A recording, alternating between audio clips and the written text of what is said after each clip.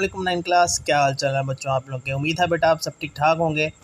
अच्छा बेटा, आज हमारा लेक्चर नंबर 2 है और आज हम लोग जो नेक्स्ट टॉपिक है वो पढ़ेंगे, जो कि है movement of molecules in and out of the cell. अच्छा बेटा, तो अब हम पढ़ने लगे हैं कि कैसे जो मॉलिक्यूल्स हैं वो हमारी सेल मेम्ब्रेन से सेल के अंदर एंटर होते हैं और सेल के अंदर जो मौजूद मॉलिक्यूल्स हैं वो आउट ऑफ द सेल जाते हैं। तो इस टॉपिक को स्टार्ट करने लगे हैं बेटा, तो अपनी बुक्स ओपन कर लें ताकि हम आज का टॉपिक जो है उसको स्टार्ट कर सकें। और याद रखें बेटा, ये हमारे पास लॉन्ग क्वेश्चन के तौर पे टॉपिक आता है। अच्छा बेटा, उम्मीद है आप लोगों ने अपनी बुक्स ओपन कर ली होंगी, पेंस निकाल ली होंगी। देखा बेटा, स्टार्ट करते हैं। We know that cell membrane acts as a barrier to most but not all molecules. कहता है कि हमें यह चीज़ मालूम है कि जो सेल मेम्ब्रेन है वो बैरियर का काम करती है, मतलब रोकने का काम करती है ज़्यादातर मॉलिक्यूल्स को, लेकिन सब मॉलिक्यूल्स को वो रोकती नहीं है। That is why cell membrane is called semipermeable membrane. और इसी वजह से हम सेल मेम्ब्रेन को क्या कहते हैं? Semipermeable membrane. देखिए आगे लिखा हुआ कहता है cell membrane maintain equilibrium inside cell as well as outside by exchanging matter within cell environment according to the needs. कहता है जो सेल मेम्ब्रेन है वो अपने अंदर और बाहर इक्विलिब्रियम रखती है। इक्विलिब्रियम कैसे रखती है? फॉर एग्जाम्पल मैं आपको एक पिक्चर दिखाता हूँ यहाँ पे बेटा। अगर आप यहाँ पे गौर से देखें तो ये एक सेल मेम्ब्रेन है, ये सेल का अंदर वाला हिस्सा है, ये सेल का बाहर वाला हिस्सा है। अब यहाँ पे देखें मॉलिक्यूल्स बहुत ज्यादा हैं, तो जैसे जैसे टाइम पास हुआ तो सेल मेम्ब्रेन ने क्या किया? मॉलिक्यूल्स को अंदर लाना शुरू कर दिया। ये वाटर के मॉलिक्यूल्स अंदर आना शुरू हो गए और एक टाइम ऐसा है कि बाहर और अंदर वाटर के मॉलिक्यूल्स की तादाद क्या हो गई? बराबर हो गई। तो इस चीज को हम इक्विलिब्रियम कहते हैं। इस तरह क्यों किया सेल ने?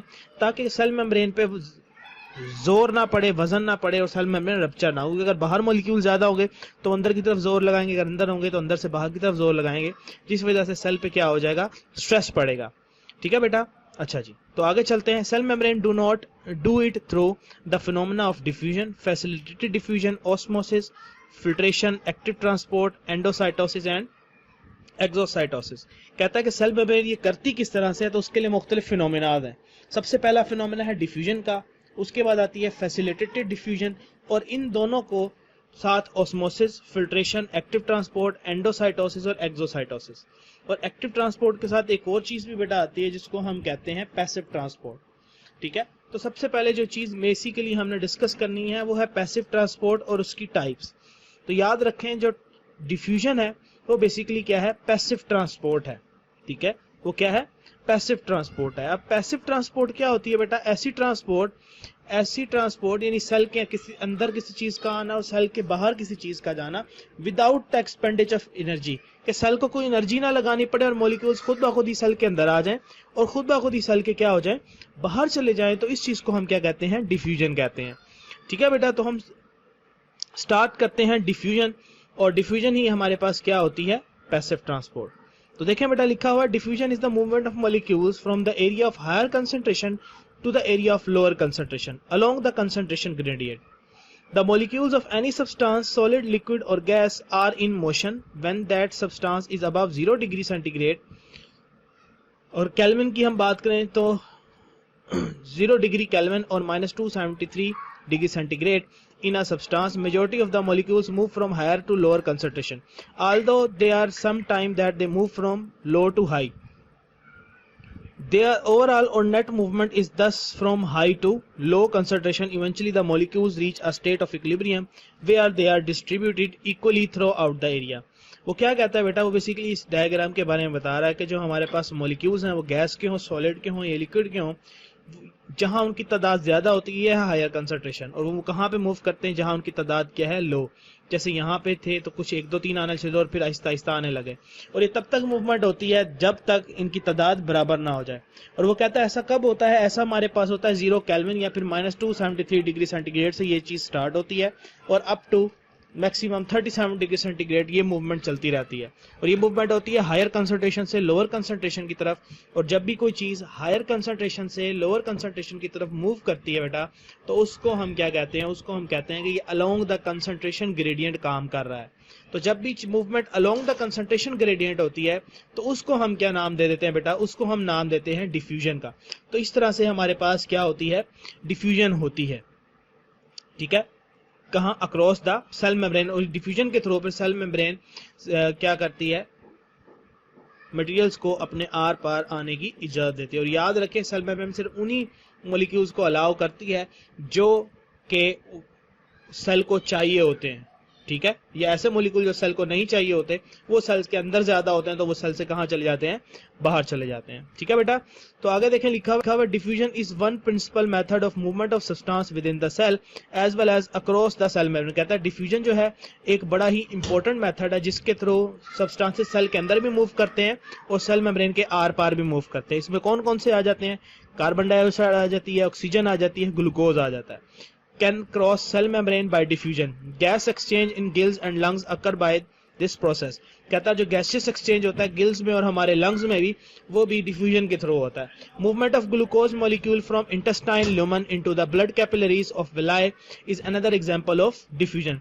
कहता है जो ग्लूकोज के मॉलिक्यूल्स इंटेस्टाइन ल्यूमन मतलब हमारी स्मॉल इंटेस्टाइन के अंदर मौजूद होते हैं, वो हमारी ब्लड कैपिलरीज में थ्रू विलाए जाते हैं, वो भी डिफ्यूजन के थ्रू होता है।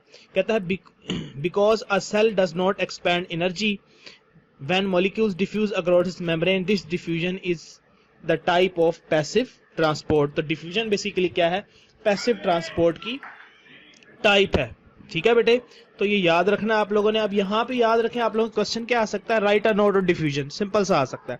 या फिर बेसिकली ज्यादातर ये जो क्वेश्चन आता है कि write a note on passive transport या write down the types of passive transport. तो सबसे पहले आप लोग डिफ्यूजन राइट डाउन कर लें कि पैसिव ट्रांसपोर्ट की जो डेफिनेशन है वो क्या है। पैसिव ट्रांसपोर्ट की डेफिनेशन लिख लें बेटा। The transport in which there is no expenditure of energy is called passive transport. ऐसी ट्रांसपोर्ट जिसमें एनर्जी खर्च नहीं करनी पड़ती सेल को, उसको हम क्या कहते हैं, पैसिव ट्रांसपोर्ट। और इसके एग्जांपल में हमारे पास कौन कौन से आ जाएंगे, यानी किस किस्म की यानी इसकी टाइप्स कौन कौन सी होती हैं। तो उसमें हमारे पास ये डिफ्यूजन आ जाएगी बेटा, जो आज हमने पढ़ी है, फैसिलिटेटेड डिफ्यूजन आ जाएगी और ऑस्मोसिस आ जाएगी, ठीक है।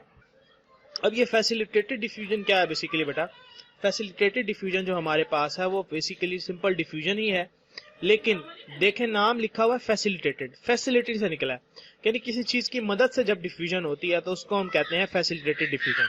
अगर हम इसको आगे कंटिन्यू देखें तो बेटा देखिए क्या लिखा हुआ, कहता है many molecules do not diffuse freely across the cell membrane because of their size और चार्ज। कहता है कुछ मॉलिक्यूल्स हैं, मतलब मैनी मॉलिक्यूल्स, बहुत सारे मॉलिक्यूल्स हमारे पास जो है वो सेल मेम्ब्रेन के अक्रॉस फ्रीली घूम नहीं सकते, मतलब खुद ब खुद ही आ जा नहीं सकते।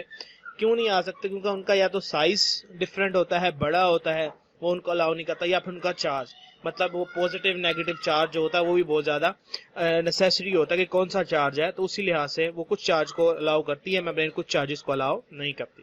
तो such molecules are taken in और out of the cell with the help of transportation proteins या फिर transport proteins present in the cell membrane. तो कहता है इस तरह की जो डिफ्यूजन है वो खास किस्म की प्रोटीन जिनको हम ट्रांसपोर्ट प्रोटीन्स कहते हैं उनकी मदद से होती है। When a transport protein moves a substance from higher to lower concentration, the process is called facilitated diffusion. तो कहता है कि जब ट्रांसपोर्ट प्रोटीन हायर कंसंट्रेशन से लोअर कंसंट्रेशन की तरफ मूव करती है मॉलिक्यूल्स को, तो उसको हम कहते हैं facilitated diffusion. The rate of facilitated diffusion is higher than simple diffusion. Facilitated diffusion is also a type of passive transport because there is no expenditure of energy in this process. कहता है कि जो facilitated diffusion है वो as compare to simple diffusion जरा fast होती है, क्यों, क्योंकि एक प्रोटीन की मदद से हो रही है, लेकिन यहाँ फिर भी याद रखें कोई एनर्जी एक्सपेंड नहीं होती, नो एक्सपेंडिचर ऑफ एनर्जी है, इसकी वजह से ये भी क्या है, पैसिव ट्रांसपोर्ट की ही एक टाइप है, ठीक है बेटे। तो मैं आपको यहाँ पे एक वीडियो भी दिखा देता हूँ। देखिए बेटा ये ट्रांसपोर्ट प्रोटीन है हमारे पास, इसके अंदर देखिए ये मॉलिक्यूल हमारे पास यहाँ पे आकर अटैच हुआ है। अब ये ट्रांसपोर्ट प्रोटीन क्या करेगी, इसको यहाँ से out of the cell to the inside of the cell move करेगी। दिखेगा अभी बेटा ये इसको यहाँ से प्रेस करेगी तो हमारे पास जो है ये मॉलिक्यूल अंदर की तरफ आ जाएगा। देखिए इसको प्रेस किया, ये मॉलिक्यूल तो अंदर आ गया, क्योंकि यहाँ पे इसकी मॉलिक्यूल ज्यादा है, यहाँ 4 है, यहाँ पे 2 है, तो फिर से इसी तरह से ये उसको वहां पे इसको यहाँ पे मूव करेगी कि यहाँ भी 3 हो जाए और यहाँ भी क्या हो जाए, 3 हो जाए। तो इस तरह से हमारे पास फैसिलिटेटेड डिफ्यूजन का प्रोसेस होता है। तो देखें ये आपकी किताब में भी एक डायग्राम बनी हुई है कि ये सेल मेम्ब्रेन है, ये डिफ्यूजन हो रही है जो बिना किसी चीज की मदद से है, और अगर डिफ्यूजन हो with the help of transport protein तो वो क्या बन जाती है, फैसिलिटेटेड डिफ्यूजन। ऑस्मोसिस क्या होता है बेटा? अब ऑस्मोसिस को पढ़ने से आप लोगों ने एक बात सबसे पहले समझनी है, उसको पढ़ना है, वो क्या है, हाइपरटोनिक सॉल्यूशन। हाइपरटोनिक सॉल्यूशन क्या है, has relatively more solute, hypertonic solution has relatively less solute, isotonic solution have equal concentration of solutes. कहता है कि हाइपरटोनिक सॉल्यूशन ऐसा सॉल्यूशन है जिसके अंदर सोल्यूट क्या होगा, ज्यादा होगा, यानी वो कंसंट्रेटेड होगा, और हाइपरटोनिक सॉल्यूशन ऐसा सॉल्यूशन होगा जिसमें सोल्यूट कम होगा, जिसको हम डाइल्यूट सॉल्यूशन भी कह सकते हैं, और आइसोटोनिक सॉल्यूशन ऐसा होगा जिसमें सोल्यूट और सॉल्वेंट की अमाउंट जो है वो कंपेरेबल होती है, तकरीबन बराबर बराबर होती है, इसलिए हम उसको क्या कहते हैं, आइसोटोनिक सॉल्यूशन कहते हैं। क्लियर है बेटा ये बातें? अच्छा जी, अब आगे चलते हैं, देखें लिखा हुआ है, कहता है osmosis is the movement of water across semi-permeable membrane from a solution of lesser solute concentration to the solution of higher solute concentration। देखिए ये डिफ्यूजन का ऑपोजिट है। डिफ्यूजन में क्या हो रहा था, along the concentration gradient, higher से लोअर की तरफ जा रहे थे, लेकिन इसमें हम कहाँ जा रहे हैं, solution of lesser solute concentration, ऐसा सोल्यूशन जहां पे सोल्यूट क्या है, कम है, और वहां पे जा रहे हैं जहां पे क्या सोल्यूट क्या है, ज्यादा है, मतलब हायर कंसंट्रेशन की तरफ मूव करना है, opposite to the concentration gradient. अगर आप यहाँ पे देखें तो एक डायग्राम है, या डाइल्यूट सोल्यूशन है बेटा, यहाँ पे देखें रेड वाले शुगर मॉलिक्यूल्स है, मतलब सोल्यूट है, यहाँ कम है, यहाँ सोल्यूट क्या है, ज्यादा है, लेकिन अब इसमें क्या हो रही है, ऑस्मोसिस हो रही है, जिसकी वजह से देखें water moves from dilute to concentrated.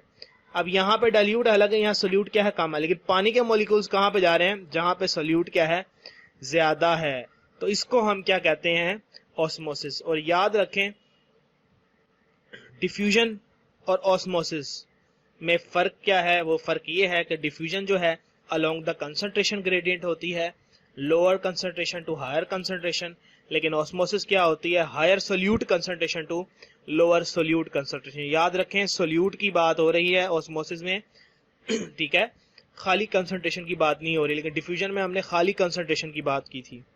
Clear है बेटे? अच्छा आगे देखिए, कहता है the rules of osmosis can be best understood through the concept of tonicity of solution. टोनिस देखिए आगे लिखा हुआ है, the terms tonicity refers to the relative concentration of solutes in the solution are being compared. ठीक है, हमने दो सॉल्यूशन अगर लिए हैं तो उनमें हम जब देखते हैं कि किसमें कितना सोल्यूट है, तो वो उसकी क्या बन जाती है, टोनिसिटी बन जाती है। ठीक है बेटा, तो यहाँ पे हमारा एक लॉन्ग क्वेश्चन कंप्लीट होता है, तो मैं आपको दोबारा बता देता हूँ कि ये लॉन्ग क्वेश्चन में आपने क्या क्या और कैसे कैसे लिखना है। सबसे पहले आपने लिखनी है पैसिव ट्रांसपोर्ट की डेफिनेशन, जो लास्ट लेक्चर में मैंने आपको लिखवाई थी। उसके आप लिखेंगे कि तीन टाइप्स की होती है डिफ्यूजन, फिर डिफ्यूजन लिखेंगे बेटा सारा, उसके बाद फिर लिखेंगे आप फैसिलिटेटेड डिफ्यूजन। ठीक है बेटे, अब फैसिलिटेटेड डिफ्यूजन आप कैसे लिखेंगे, यहाँ से लेकर यहाँ तक पहले इसकी आप डेफिनेशन लिखेंगे, डेफिनेशन लिखने के बाद फिर आप यहाँ से लेकर यहाँ तक, ठीक है, और फिर उसके बाद यहाँ से लेकर यहाँ तक लिखेंगे। क्लियर है? उसके बाद फिर आप लिखेंगे ऑस्मोसिस, यहाँ से लेकर यहाँ तक। ठीक है, ये डायग्राम बनाना चाहें तो ये डायग्राम भी आप लोग बना सकते हैं इसके अंदर। डन है बेटा? क्लियर है? समझ आ गई? तो ये पूरा लॉन्ग क्वेश्चन है, काफी ज्यादा इंपॉर्टेंट है। ठीक है, तो इसको आपने अच्छे से याद करना है। ये जरा लेंथी लॉन्ग क्वेश्चन है बेटा, इस चैप्टर में काफी बड़ा लॉन्ग क्वेश्चन है, आसान सा है लेकिन थोड़ा सा लेंथी है। ठीक है बेटा, तो इसको याद कर लीजिएगा। नेक्स्ट टॉपिक में इंशाल्लाह हम आगे पढ़ेंगे वाटर बैलेंस प्रॉब्लम्स। अपना ख्याल रखिएगा बेटे, नेक्स्ट लेक्चर में मुलाकात होती है आपसे। अल्लाह हाफिज।